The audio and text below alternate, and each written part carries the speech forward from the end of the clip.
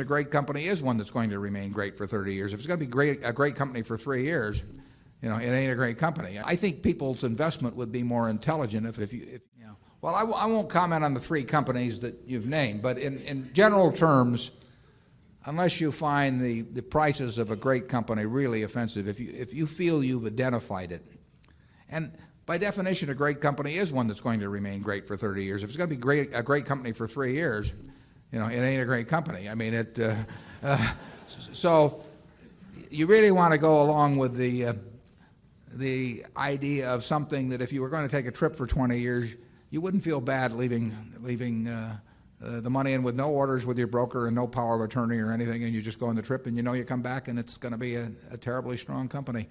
I think it's better just to own them. I mean, we could attempt to buy and sell some of the things that we own that we think are fine businesses, but they're too hard to find.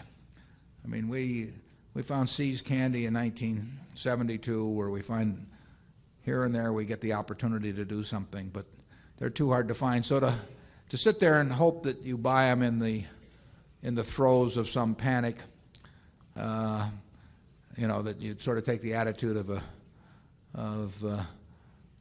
mortician, waiting for a flu epidemic or something. I mean, I'm not sure that will be a great technique. I mean, it may be great if you inherit it. Paul Getty inherited the money at the bottom in 32. I mean, he didn't inherit it exactly. He talked his mother out of it, but yeah. It's true, actually. Close enough. Yeah, close enough, right? But he benefited enormously by having access to a lot of cash in the early 30s that he didn't have access to in the late 20s, and so you can get some accidents like that. But that's a lot to count on, and if you start with the Dow at X and you think it's too high, when it goes to 90% of X, do you buy? Well, if it does and it goes to 50% of X, it gets you never get the benefit of those extremes anyway, unless you just come into some accidental sum of money at some time. So I think the main thing to do is find wonderful businesses. Is Phil Carre here? We got the world. Yeah, there's the hero of investing. Phil, would you stand up? Phil is 99. He wrote a book on investing in 1924.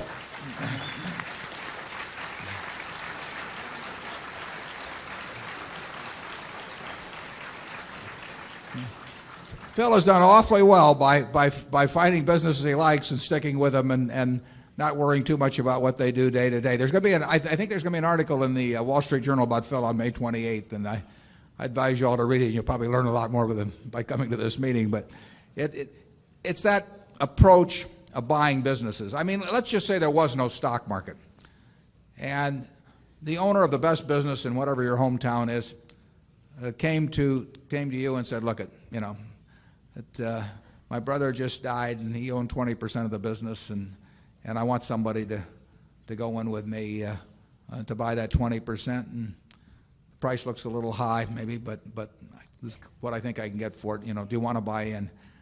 I think if you like the business and you like the person who's coming to you and the price sounds reasonable, and you really know the business, I think probably the thing to do is to take it and don't worry about how it's quoted. And it won't be quoted tomorrow or next week or next month. I think people's investment would be more intelligent if stocks were quoted about once a year, but it isn't going to happen that way. So, and if you happen to come into some added money at some time when something dramatic has happened, I mean, we did well back in 1964 because American Express ran into a crook. We did well in 1976 because Geico's managers and auditors didn't know what the loss reserve should have been the previous couple of years. So we've had our share of flu epidemics, but you don't want to spend your life waiting around for them. Zone 6.